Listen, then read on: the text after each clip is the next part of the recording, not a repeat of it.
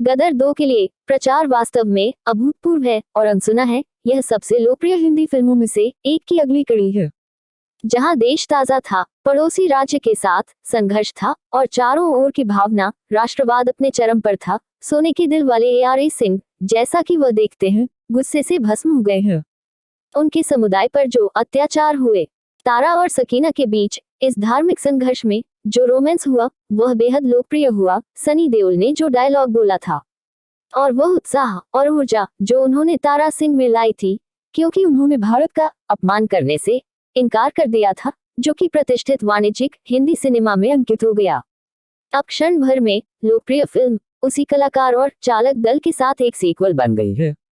यह सोचना वास्तव में पागलपन है कि गदर 2 अपने पूरे करियर में सनी देओल की सभी फिल्मों के जीवन काल को पार कर जाएगी।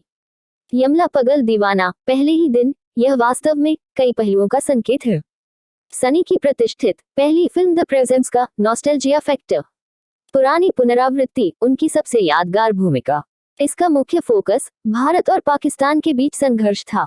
इसके बारे में कोई भी आगे बढ़ सकता है, लेकिन तथ्य यह है कि फिल्म की शुरुआत बहुत कम हो रही है।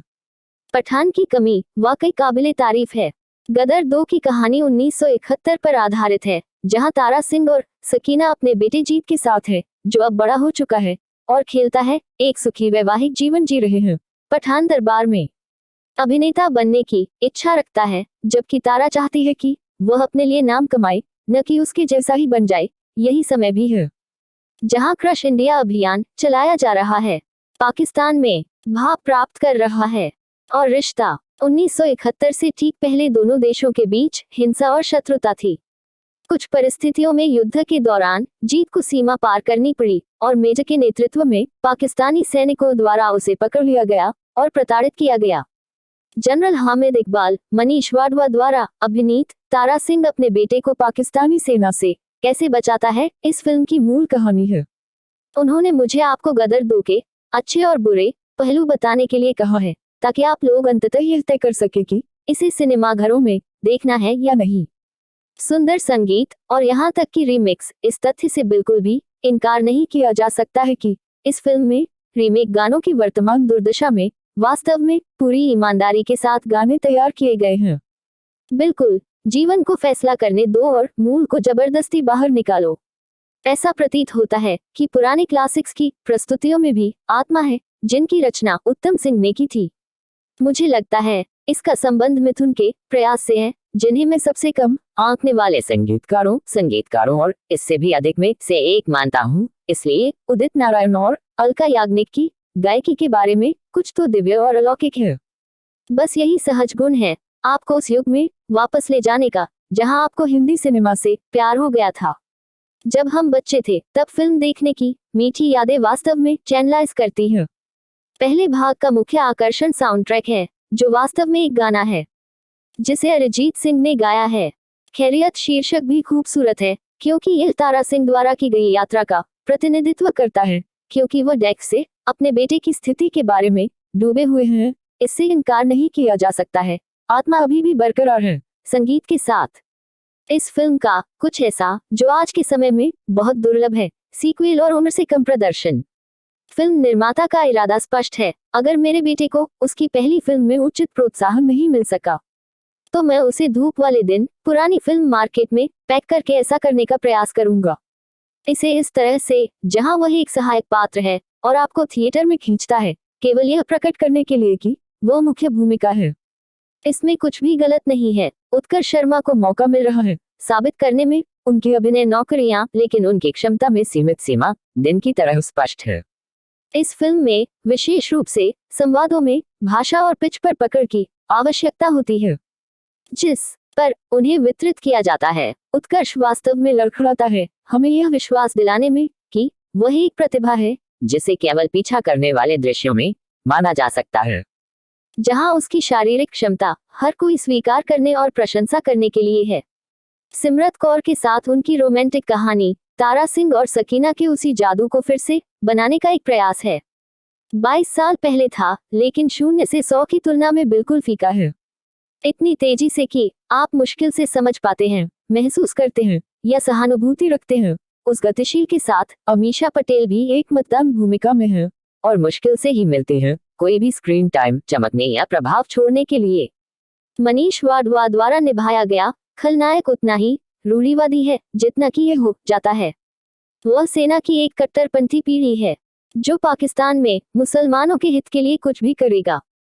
जब वह डराने धमकाने का प्रयास करता है और ज्यादातर लड़खड़ाता है तो यह उन क्षणों में होता है जहां वह तारा के सामने छटपटाता है और गिड़गिड़ाता है, जहां वह वास्तव में कुछ प्रफुल्लित करने वाले क्षण निकालते हैं। लेकिन आइए देखें कि हम सब यहाँ क्या कर रहे हैं सनी पाजी के लिए और फिल्म का उद्देश्य क्या है। जैसा कि किसी ने कल्पना की थी या सोचा था कि राजनीति सनी देओल की सहायता के लिए एक विस्तारित सहायक भूमिका में है। अधिकांश कहानी जीत की यात्रा पर केंद्रित है। यह बहुत स्पष्ट है कि फिल्म का उद्देश्य उत्कर्ष शर्मा को प्रदर्शित करना है जैसे ही एक लीड, और दुख की बात यह है कि फिल्म वास्तव में दर्शकों की पकड़ खो देती है जब भी सनी पाजी वहां नहीं होते हैं। तो फिल्म की पहले भाग के बड़े हिस्से के माध्यम से उत्कर्ष संभवतः उत्कर्ष के अधीन हो जाते हैं। पाकिस्तान में सबसे खराब जासूस जब वह एक लड़की के साथ रोमांस करता है तो फिल्म केवल सनी देओल की सौम्य उपस्थिति के साथ आगे बढ़ती है। एक शांत स्वभाव का व्यक्ति है बल का, वह है तारा सिंह। वह अपने परिवार को पूरे दिल से प्यार करता है और किसी भी कीमत पर उनकी रक्षा करने के लिए तैयार है। उनके खतरे में होने का एक हल्का सा संकेत और सब कुछ तोड़ देता है। गीले और सनी पाजी और उनका संवाद वितरण न केवल पैक करता है पुरानी यादें, लेकिन वो सामूहिक एकल स्क्रीन जोश जो इतने लंबे समय से हिंदी सिनेमा से गायब है। जब सनी देओल को गुस्सा आता है तो वो सच में गुस्सा हो जाते हैं और एक्शन के दौरान अनजाने में मजाकिया भी हो जाते हैं। ज्यादातर यह उनकी संवाद अदायगी है जिसके परिणाम स्वरूप वास्तव में मेरे थिएटर में हूटिंग और जयकार हुई। क्या मैं इस फिल्म के बारे में भी सराहना करूंगा? क्या इसका उद्देश्य राजनीति है? और ध्यान रखें, इसे सबसे ऊंचे तरीके से पैक किया गया है लेकिन यह ऊपर से कटा हुआ है। द केरला स्टोरी की कहानी जैसी भड़काऊ फिल्में जो मुस्लिम धर्म के सभी व्यक्तियों को बुरा बताती हैं, जो सराहनीय है। अनिल शर्मा का निर्देशन वह यह कि वह नागरिकों में मानवता देखता है, सीमा पार और पूरे देश को बर्बर मुंह से झाग निकालने वाला हिंदुओं को बर्बाद करने का लेबल नहीं लगाता। फिल्म की इरादों के पीछे सभी धर्मों के पार मानवता और भाईचारे की तलाश करना है। यह कहा जाता है सबसे जोरदार उग्र भाषणों में यह अभी भी फिल्मों से एक कदम ऊपर है जो ध्रुवीकरण कर रहे हैं और लेबल लगाने का इरादा रखते हैं। एक आस्था या लोग शुद्ध बुराई के रूप में बिना किसी बारीकियों के संवादों का जिज्ञासु मामला। यह फिल्म एक समुदाय के देखने के अनुभव के लिए है। केवल मैं आपको नहीं बता सकता, अगर आप इस फिल्म को अपने घर में आराम से एक स्ट्रीमिंग प्लेटफॉर्म पर देखते हैं तो आपके पास कितना बड़ा अंतर होगा। एक खचाखच भरे माहौल में थिएटर आसानी से सभी संवादों को एक स्ट्रीमिंग प्लेटफॉर्म पर बदल सकता है जिसका उद्देश्य क्षेत्र राज्य यानी पाकिस्तान को उजागर करना है। सबसे ज्यादा खुशी की बात यह है कि कुछ मामलों में यह जहाज के लायक है लेकिन दूसरों में यह चिड़चिड़ा हो जाता है जब उत्कर्ष एक पुलिस अधिकारी से कहता है, हालांकि भीड़ बेकाबू हो गई थी लेकिन यह चीनगुर था। जब डॉली बिंद्रा ने भारतीय रुपये के पाकिस्तानी मुद्रा से दोगुना होने की बात कही थी। जैसे ही जनरल ने धमकी दी, कोने से सूरज सनी देओल चिल्लाया और उसने भीड़ को उकसाया, लेकिन पाकिस्तानी अधिकारियों के साथ एक यादृच्छिक कॉकटेल पार्टी का प्रदर्शन किया।